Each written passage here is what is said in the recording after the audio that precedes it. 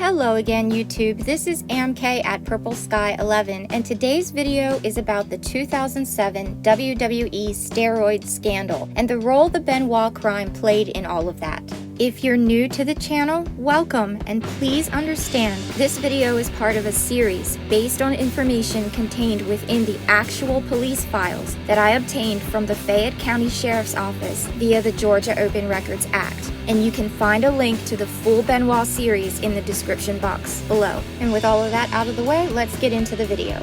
So there's quite a lot going on within the WWE at this time, and because of that, I'm working overtime recording content because I've noticed that some articles that I've had bookmarked for months in anticipation of using it for a video, when I go back to get that article, I find that it's been sent to the 404 void. So I'm just doing all I can to record a lot of content. That way, if the article is pulled, at least I have the content to show you, because I have a feeling that some of this is going to be uncovered with this hush money scandal with Vince McMahon. They're looking at hush money payments, I think, as far back to 2006. Well, I'm getting the feeling that this may be a part of that, and I think some things might be uncovered in the future, so that'll be fun to watch and see how that goes. I'm not making any accusations. Maybe this is nothing. Maybe it'll go away. Vince has seemed to be able to brush off any sort of scandal that has come his way, at least for the most part, but they sure are digging back into the past as far as this hush money. So what I want to talk about in this video is the steroid scandal in the year 2007. I can remember, I think it was in the 90s, it was a very big steroid scandal within the WWE. Hulk Hogan testified. I remember that. But this one, not so much. I really don't remember hearing anything about this. All I remember going on with WWE in 2007 was the Benoit tragedy. Whether or not that was intentional, like it was meant to be a distraction, taking some heat off the WWE, at least in the public eye, I can't say that for sure. But, I definitely want to get into this and take a look at this, especially the timeline. So there's two articles I want to show you. So we're here on the Sportster.com, and this article is dated January 4th, 2022. So that's from earlier this year. And it says, the history of the 2007 WWE Steroid Scandal explained. Everything you need to know about the tragic events that brought about WWE's 2007 Steroid Scandal. So let's take a look at this and see what this says. I'm going to try to read through this quickly because, like I said, this is a little bit out of sequence of what I've been doing here, so I might not have a whole lot to add to this. I can always add it in later. But this says, World Wrestling Entertainment has been around for a long time, and despite all the babbles of the company, certain to die a painful death due to declining viewership and interest, the empire of Vince McMahon will be around for a very long time. I totally agree with that. I can say that the McMahons did leave quite a legacy with this WWE. So this goes on to say the Stanford-based promotion was originally just another territory in the olden days, but upon purchasing the assets from his father, Vince McMahon decided to expand professional wrestling on a much larger scale. The wrestling territories were fixed upon a single state, and they would strictly abide by the rules set forth by the governing body. But the hungry and ambitious McMahon defied decades-old conventions, and in the process, he destroyed the old system to bring along a revolution. Professional wrestling exploded in popularity in the 1980s, and since then, the industry has thrived upon drama and controversy. Every shred of real-life animosity and controversy is utilized to fuel the speculation of fans and to blur the boundaries of kayfabe and reality. Blurring the lines is a surefire way to drum up interest, as suspension of belief is the essential concept of professional wrestling, and WWE has pounced on a number of opportunities over the decades. The biggest tragedy to rock the company. The real-life hatred between Matt Hardy and Edge regarding Lita. Oh my god, I loved that. I Lita is so freaking cool. Yes, that was real life, and it probably sucked for everyone involved, but I loved that storyline. It spilled over to programming. The contractual snag between the company and CM Punk was acknowledged on live television and served as a vehicle to build interest around the feud heading into Money in the Bank 2011. Oh yeah, I remember that too. Essentially, wrestling promotions love to act upon happenings in the real life as controversy creates cash, but throughout the long lifespan of the company, there have been a few calamities that were just far too much and are now considered taboo in the lore of WWE, and for good and justified reasons. Indeed, WWE has suffered a number of disasters, and this began as soon as the sport entered the national spotlight. Coincidence? Probably not. With events such as Jimmy Snuka's allegations and the infamous 1992 steroid scandal, that's the one I was talking about earlier, rocking the foundations of the company. Despite these events staggering the pillars, the company escaped collapse time and time again and continued operating. But 2007 was the one year where wrestling fans wondered if the end was near for WWE and the industry in general. So this article is making it sound like this was something that was really well known. And I have to say, I was really following wrestling around this time in 2007. But I don't remember hearing about this, unless it was on the fringes of the Benoit crime. But that seems like one hell of a coincidence. And I'm thinking maybe the Benoit stuff served as a really nice distraction from this. I don't know. We'll continue reading. These ads are insane. The atrocities committed by Chris Benoit and the subsequent aftermath had pretty much crippled the company. Initially, with the details murky, the company dedicated an episode of Raw as a tribute to Benoit, but as horrible details came to light, WWE distanced itself away from Benoit, and ever since then, Benoit has never been mentioned on television, and his tenure with the company stands erased. While the company had ostracized his name and everything in association, the outside world had not. A number of publications, from tabloids to the press, linked the tragedy to steroid use, which, if you've been following my series, you know they had no real evidence of that at all. The company came under fire by the federal government and several other entities, as rampant steroid use was declared a major cause for concern in the pro wrestling industry. And yeah, I do remember that being news, but I remember it always being linked to Benoit, and Benoit alone. There were rumors of others, but it was mostly all focused on Benoit. And I understand memory's not perfect, so I could be remembering this completely wrong. The company had introduced the wellness policy in the year prior, so that would have been 2006, but the same was deemed completely ineffective and more of a facade than an actual system of policies. But the same, what? Okay, this whole article has horrible syntax or something. The double murder and suicide of Chris Benoit had pretty much disintegrated the little bit of credulity? I think that they mean credibility of the policy, and WWE continued to face severe criticism for their lax attitude towards steroids and drug abuse. In July of 2007, Congress had requested WWE to present documents pertaining to the wellness policy, and the deadline was determined to be the 24th of August. Now keep in mind, when these Benoit murders happened, it was the end of June 2007. Then in July 2007, Congress is requesting documents and gives WWE an end of August deadline to turn over these documents. WWE issued a response to the letter from Congress. The letter did not address much and only promised that a report regarding the policy would be handed over shortly. And I know there were a few things in the police files that I have that talked about the WWE wellness policy. And I know that in some of the text messages from Nancy Benoit, which she had said that they both know that the wellness policy at WWE is crap, basically. So it gets more confusing the more I dig. And yet at the same time, it also becomes more clear that something else was going on here. I think steroids had something to do with it, but not as far as Benoit committing the crime, if that even makes any sense. There was something else was going on here. I don't know, and I'm kind of a little nervous to even go there right now, to be honest. Let's see.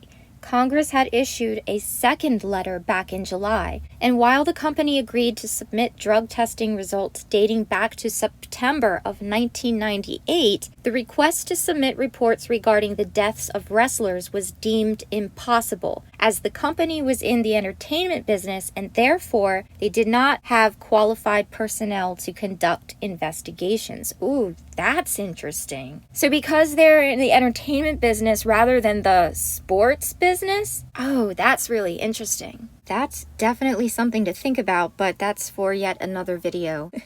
I'm gonna be 90 before I finish everything I want to say in this series. Holy crap. Related top 15 shocking WWE scandals of the past decade. I might have to check that out eventually too, because you never know. But this goes on to say mere months after the incident and during the dialogue between Congress and WWE, reports about a company in Orlando, Florida ran rampant, and according to the rumors, Benoit himself was a client of the pharmacy. Oh man, is this the same pharmacy that's on that cassette tape that police took into evidence from the Benoit home? I'm gonna have to look into that. I don't think it was ever mentioned what specific pharmacy it was on that tape. Police busted the company in August of 2007, and further details came to light shortly after. The pharmacy had been distributing illegal steroids to a number of high-profile clients over the year, and the list of clients included the names of over 20 wrestlers in the WWE. Do you see? See, this was bigger than just Benoit, and I think that this article makes it seem as if it was this Benoit quote-unquote incident that was the catalyst to this steroid scandal that nearly ruined the WWE. But is that really how it all went down? Keep that in mind. The list was then published by Sports Illustrated, and in panic, WWE went on to suspend several superstars in a span of a few weeks. The mass suspensions drew criticism, as implicated superstars such as Randy Orton barely missed television, while less popular wrestlers such as Chris Masters suddenly disappeared without a trace. Booker T was another notable name, and the former champion was released from the promotion after his suspension. WWE was set to be the subject of a congressional inquiry. Pressure began to mount, and a congressional inquiry regarding WWE was set to be conducted in September of the same year. So that would be September 2007. But nothing much came out from the inquiry, as around September, the world had moved on from the issue of steroids in the wrestling world, and so the matter was forgotten entirely by the end of the year. Well, isn't that convenient? So, in June, Benoit deaths happen. July, they were under investigation. August, Congress is requesting information about their wellness program. But in September, it just sort of pitters out.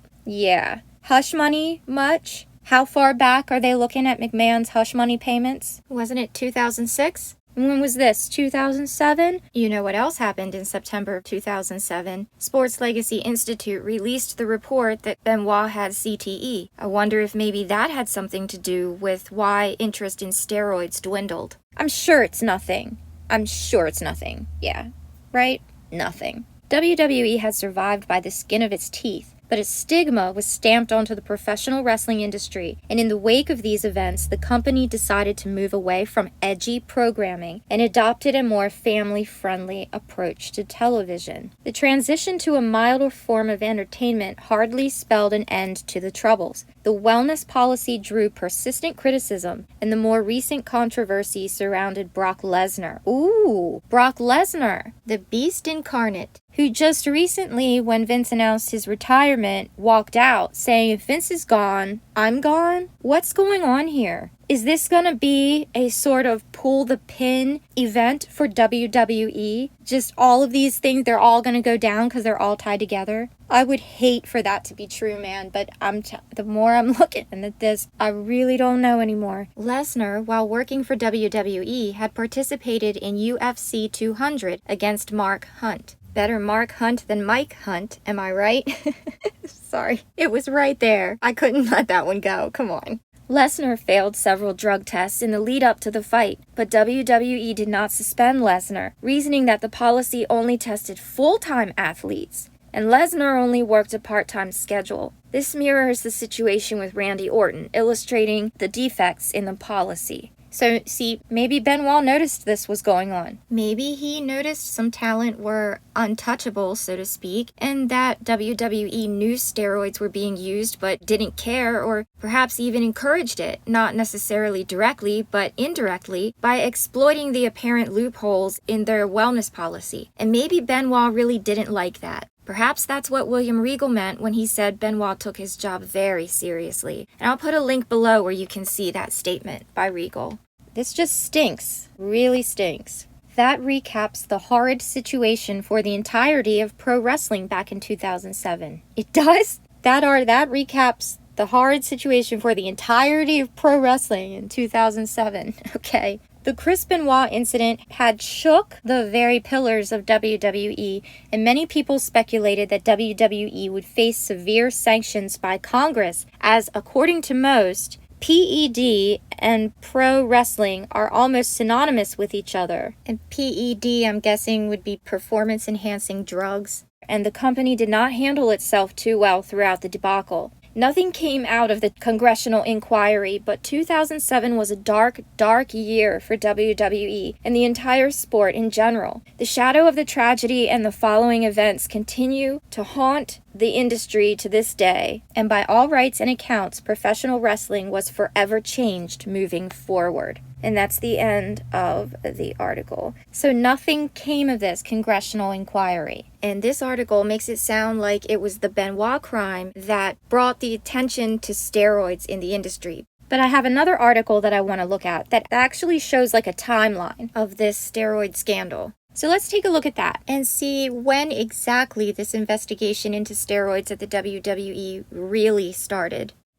Alright, now this article is on wrestlingonline.com. I can't find a date as to when this article was published, but it says this is a timeline of the story from March 7th, 2007 to September 13th, 2007, which I guess, according to the other article, it said this all kind of petered out in September. So let's take a look here. Now, notice again this timeline. This all started in March of 2007, if not earlier, and the Benoit crime happened in June, and the article we just looked at said the world had moved on by September. That means the Benoit crime falls right smack in the middle of this timeline. Started in March, 3 months later, Benoit tragedy, 3 months later, it's dropped. So let's read through this timeline. Says that the timeline of events below are taken from the archives of wrestlingonline.com and Wrestling Online newsletter. All information was accurate at time of the date stamps below. So we're going to start with Wednesday, March 7th, 2007.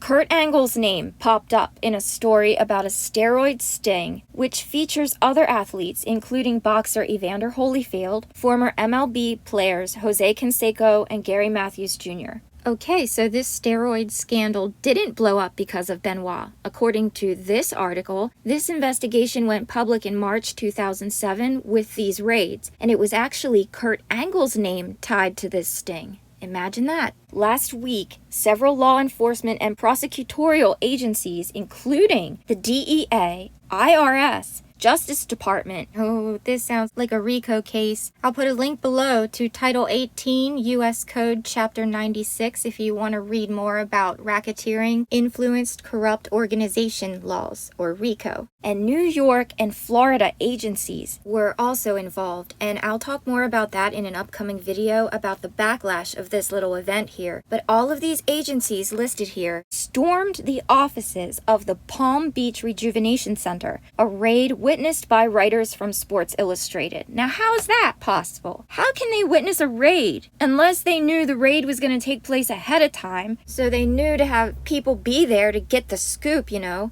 Or did Sports Illustrated just have people hanging out at this Palm Beach Rejuvenation Center? It may be crazy, but these are the things I think about, the questions I ask, that other people I think just it doesn't occur to them. Usually raids happen at interesting hours of the day so that the people don't expect it coming. So how could there have been media there to photograph it? Almost like they wanted it to be in the news. The PBRC, I guess that's the Palm Beach Rejuvenation Center, along with other similar companies, are involved in a massive illegal distribution network that enabled customers to place orders over the internet for performance-enhancing drugs, including steroids and human growth hormone, or HGH. Now, they did find HGH in the Benoit home. Police found recombinant growth hormone in a refrigerator in the bonus room above the garage where Nancy was found. According to Sports Illustrated, Sports Illustrated, the ones who were there to witness the raid, so I guess they're the go-to source for this official narrative now. Angle received 2 prescriptions for Trenbolone and 1 for Nandrolone between October 2004 and February 2005 while working for WWE. When Sports Illustrated tried to reach Angle for comments, messages left with his spokesman were not returned. Now we're moving to Tuesday, March 20th, 2007. In late February, 2 Sports Illustrated reporters, along with several law enforcement and prosecutorial agencies, including the DEA, IRS, Justice Department, and New York and Florida agencies, stormed the offices of the Palm Beach Rejuvenation Center in a steroid sting. It says Kurt Angle's name popped up at the beginning, but now the same 2 reporters have revealed that other WWE superstars received steroids from another facility that was also raided at the same time in Arizona. Oh boy. So this was a nationwide sting. The late Eddie Guerrero ordered HCG, and HCG is human chorionic gonadotropin, and the steroid stanozolol, from David Wilbert, an Arizona doctor, in early 2005. Holy shit. And Eddie died in 2005. You've got to be kidding me. See, imagine that you're best friends with Eddie Guerrero, okay? Eddie Guerrero dies, and you understand why. Would you have felt incredibly guilty? I think that I would have. Would you have maybe been overly emotional? Maybe worried about which of your friends would be next? I think I would have been. Would you maybe have wanted to put a stop to what you know is killing your friends? I know I would have.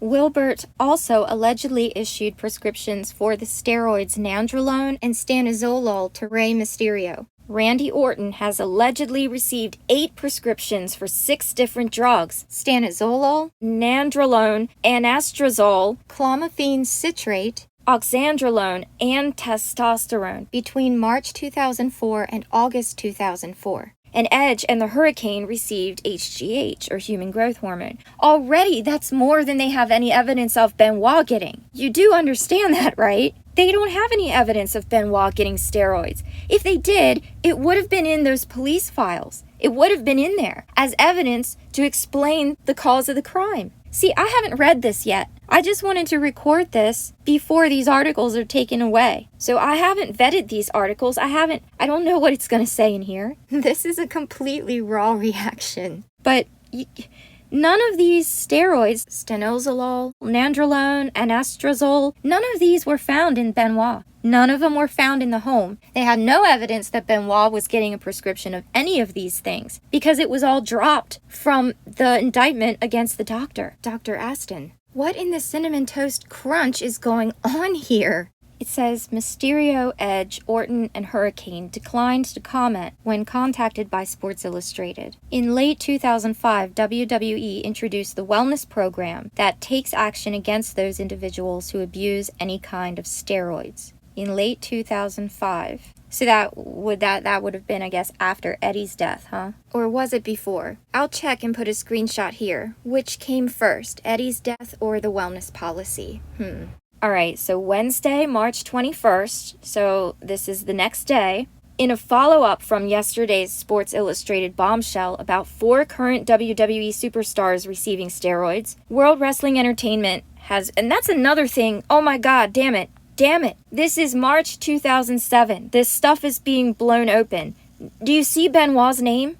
He hasn't even been mentioned yet. Like I said, I haven't read through this article, so maybe he's mentioned further down. We'll see. So Wednesday, March 21st, in a follow-up from yesterday's Sports Illustrated bombshell, World Wrestling Entertainment has released a statement regarding the matter. Quote, All of the allegations set forth in a recent SI.com article mentioning WWE predate the initiation of WWE's current talent wellness program. Oh, well, that's convenient, isn't it? This WWE program prohibits the use of performance-enhancing drugs, as well as other prescription drugs which can be abused, if taken for other than a legitimate medical purpose, pursuant to a valid prescription from a licensed and treating physician. Yeah, but the problem with that is you can get around that if you have corrupt doctors who are overprescribing medication, right? Like Dr. Aston. Maybe that's what Nancy meant when she said in that text message that they both know WWE's wellness policy is crap, because she knew they were both getting outrageous amounts of very strong opioid prescriptions. And you can see more about all of that in parts 5 and 5B. Link to the playlist is in the description box. For purposes of WWE's policy, prescriptions obtained over the internet and or from suppliers of prescription drugs from the internet are not considered to have been given for a legitimate medical purpose. Okay, well that makes sense. Okay, Monday, July 2nd. The Benoit murders happened between this March 21st and Monday, July 2nd. Okay? Monday, July 2nd. This was when the investigation into the Benoit murders was in full swing, all right?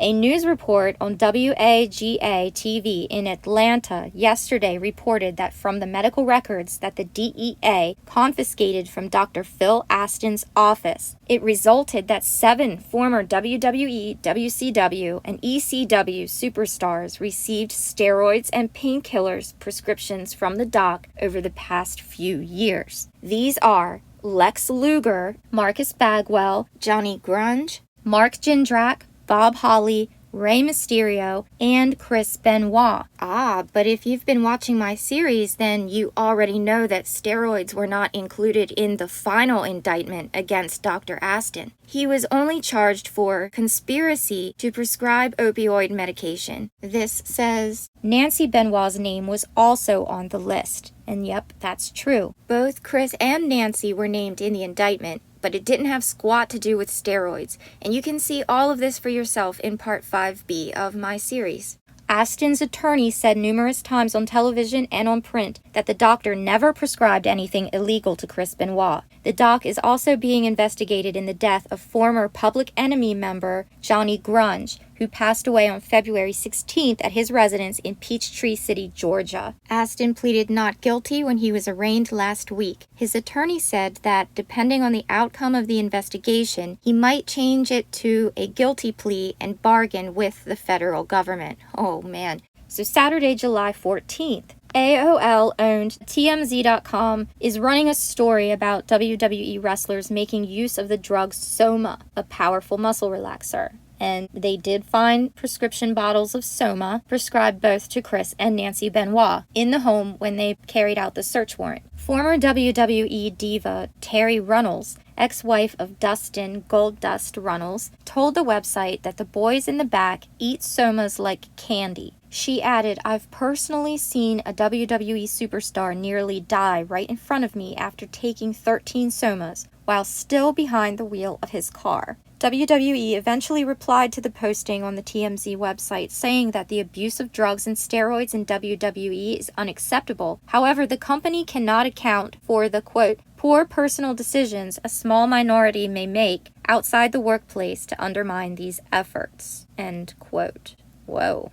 WWE also made note of their drug testing program called the Talent Wellness Program. Wednesday, July 25th, 2007. A new steroid scandal might hit WWE very soon, so a new one. 36-year-old Dr. Claire Godfrey pleaded guilty to a felony drug count yesterday in connection with a nationwide steroid distribution ring. According to the Times-Union newspaper, clients of the former Mrs. Florida contestant include at least 2 WWE wrestlers who were not named. Dr. Godfrey is the 7th to plead guilty in this case for writing steroids prescriptions for athletes. The prosecution is building up the case against Signature Pharmacy, an Orlando company owned by husband and wife pharmacists Stan and Naomi Loomis. And in one of my upcoming videos, we're going to take a closer look at this Signature Pharmacy and the fallout from this raid.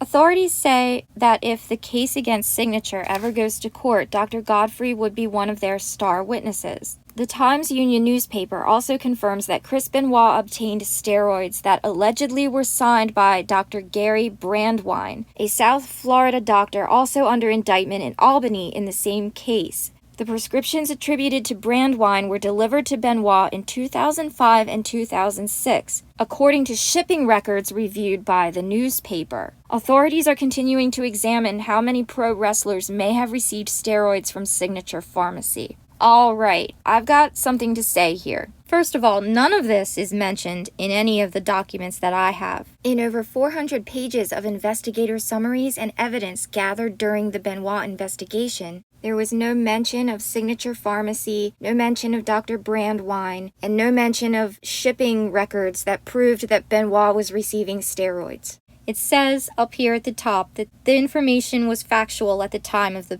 date right here. So this would have been factual July 25th, 2007. So I question the legitimacy of these claims here. Because I think if they were looking for evidence of why this crime occurred and they thought steroids played a role in it, this would have 100% been included somewhere in the police files. I will give a caveat to that there could very well be pieces of these police files that are not available to the public. But it sort of begs the question, why would they redact all of the steroid evidence that would prove the guilt? So who's investigating this? Is this Congress? Is this FBI? I might have to do a FOIA request for any documents relating to this investigation. I did find some very interesting documents about what happened after this raid, but I'll dig around to see what I can find regarding Congress, FBI, and all of those places. I don't know, people. At this point, I would be lying if I said that I don't think that the Benoit murders weren't somehow directly connected to this WWE steroid scandal.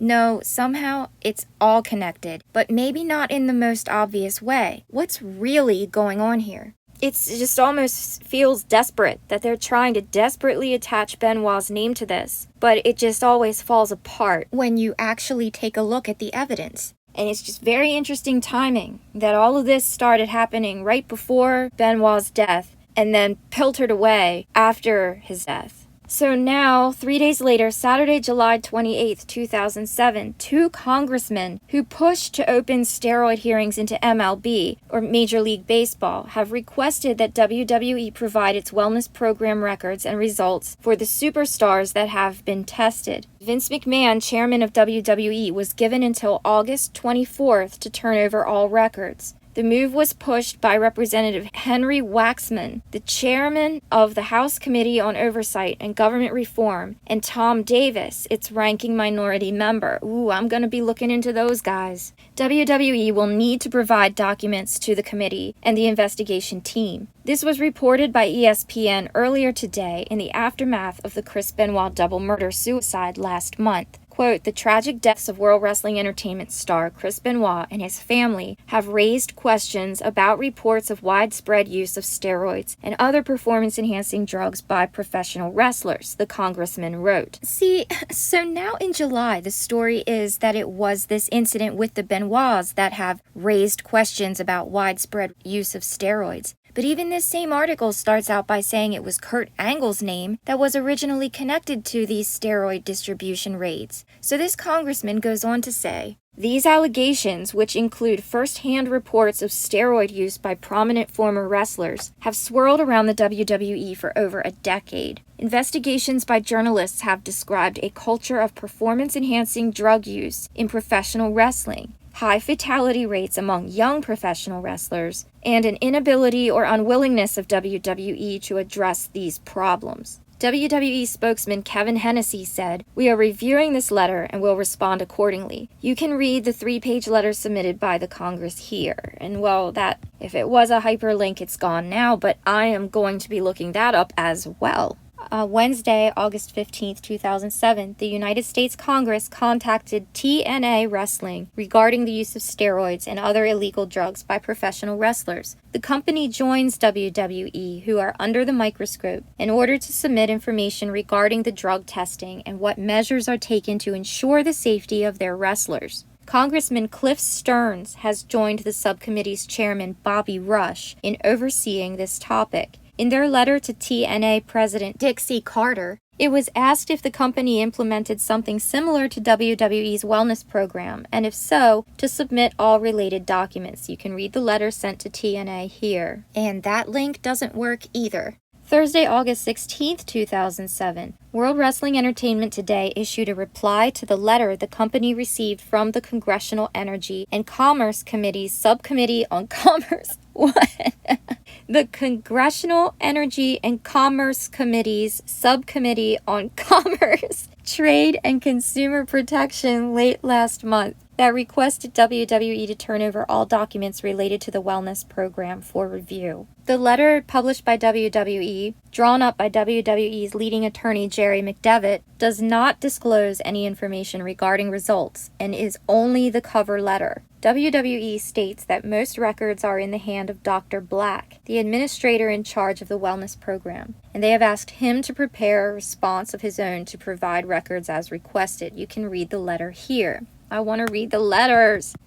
It sucks none of these links work. The Associated Press today, again same day, August 16th, ran a story about WWE officials meeting with New York prosecutors that are investigating illegal steroid sales. The meeting was held on Tuesday after the company was invited to join along with representatives from the NFL, NBA, and other sports and entertainment companies. WWE spokeswoman Jennifer McIntosh declined to comment on what was discussed. The company, which is being investigated, is Signature Pharmacy, which is based in Orlando, Florida. Signature is at the center of Albany County District Attorney P. David Sores's investigation into illegal steroid sales in upstate New York. And we'll talk more about this P. David Sores in another video. It was revealed that Chris Benoit was a client of Signature, according to the DA's office. Signature's owners have pleaded not guilty. And again, there's absolutely nothing in those police files I have that connects Benoit to this Signature Pharmacy. Unless that cassette tape with the message about a pharmacy, I suppose that could have been about Signature Pharmacy because the pharmacy was never specifically named. There's also those grand jury indictments, the state of Georgia versus FNU-LNU. It is possible that had something to do with these raids. So then we move on to Saturday, August 25th, 2007. WWE has replied to the second letter it received from the U.S. Congress, this time to the Congressional Committee on Oversight and Government Reform. Sent by the chairman Henry Waxman and ranking minority member Tom Davis, the letter was similar to the one that WWE received from the Congressional Energy and Commerce Committee's Subcommittee on Commerce, Trade, and Consumer Protection. Who names these committees? In their reply, WWE agreed to provide all the drug testing results dating back to September 21st, 1998. There are no records prior to that date. In the letter, it was also requested that WWE submits any reports on investigations regarding the deaths of its pro wrestlers, injuries, and illness. WWE stated that there are no such investigations since the company is in the entertainment business and there are no personnel qualified to carry such work. That has got to be one of the most ridiculous excuses I've ever heard. That first article we looked at said the same thing almost word for word. What was really going on here? So then Friday, August 31st, 2007, the investigation about Signature Pharmacy from Orlando, Florida by New York prosecutors had a major impact on WWE, and the company announced that it has suspended 10 of its superstars following independent information from the prosecutor's office in Albany County, New York, which has been investigating illegal steroid sales. While the company did not mention who was suspended, it issued a notice to everyone saying that those who fail, starting from November 1st, their names will be made public. Judging from the list released by Sports Illustrated and taking out those who passed away or are not with the company anymore, it leaves exactly 10 people. Then, on the same day, Sports Illustrated obtained documents about those who received steroids and illegal drugs from Signature Pharmacy, and shows 14 current and former WWE superstars as clients. These drugs were purchased from the internet, something which the company does not allow. Chris Benoit received nandrolone and anastrozole in February 2006. He did? I guess according to documents obtained by Sports Illustrated, the very same who were privileged enough to be there at this wellness center to witness the raid, mind you. I wonder if these documents are still online, or if, like the hyperlinks in this article, they've just disappeared? So again, see, this makes me wonder, was Benoit was he like a guy on the inside? You know what I mean? Eddie Guerrero received nandrolone, testosterone, and anastrozole. Shane Helms received testosterone, genotropin, and nandrolone from November 2003 to February 2007. Chavo Guerrero received somatropin, nandrolone, and anastrozole between April 2005 and May 2006. Randy Orton received somatropin, nandrolone, stanozolol from September 2004 through February of 2007. John Morrison received somatropin, anastrozole, testosterone, stanozolol, and chorionic gonadotropin between June 2006 and February 2007. Mr. Kennedy received anastrozole, somatropin, and testosterone between October 2006 and February 2007. Funaki received somatropin in March 2006. Charlie Haas received anastrozole, somatropin, stanozolol, nandrolone, and chorionic gonadotropin between August 2006 and January 2007. Holy crap!